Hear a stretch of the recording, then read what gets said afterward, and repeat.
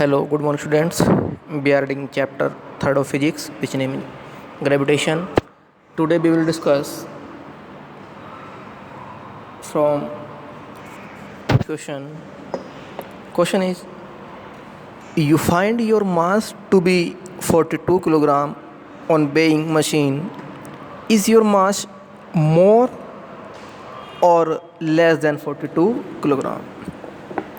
एक तुला पर आप अपना द्रव्यमान 42 किलोग्राम नोट करते हैं। क्या आपका द्रव्यमान 42 किलोग्राम से अधिक है या कम? Answer, when you weight your body, जब आप अपने शरीर का वजन करते हैं, an upward force acts on it, एक ऊपर की ओर इस पर बल कार्य करता है। This upward force is buoyant force, ये क्या है? उत्क्षेप बल है। As a result the body gets pushed slightly upward, तो क्या है? जो शरीर है थोड़ा हल्का सा ऊपर की ओर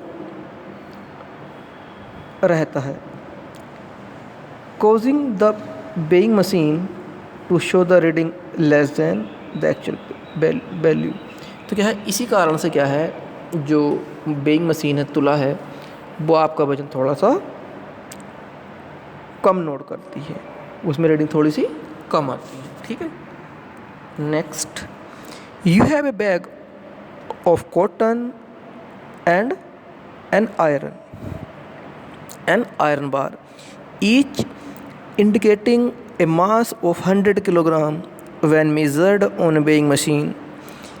In reality, one is heavier than the other. Can you say which one is heavier and why? Means, आपके पास एक रुई का बोरा और एक लोहे की छड़ है। तुला पर मापने पर दोनों 100 किलोग्राम द्रव्यमान दर्शाते हैं। वास्तविकता में एक दूसरे से भारी है। क्या आप बता सकते हैं कि कौन सा भारी है और क्यों? आंसर है इसका, the bag of cotton is heavier than iron bar, जो रुई का बोरा है वो लोहे की छड़ से भारी है। This is because the surface area of the cotton bag is larger than the iron bar, क्योंकि जो रुई है उसका सरफेस एरिया लोहे की छड़ से अधिक है। Hence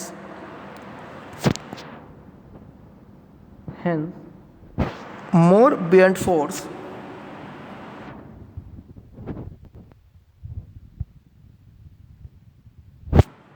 acts on the bag than on the an iron bar.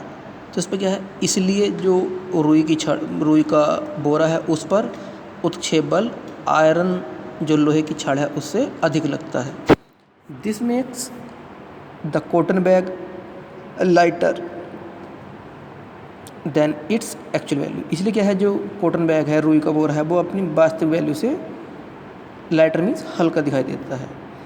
For this reason cotton bag of 100 kilogram is heavier than the iron bar of mass same mass 100 kilogram. इसीलिए क्या है, जो रुई का बोरा है वो भी 100 ग्राम का है और आयरन बार जो लोहे की छड़ है वो भी 100 ग्राम की है, और जो रुई का बोरा है इसलिए क्या है, थोड़ा सा हैवी अर्थात भारी दिखाई देता है। ठीक है।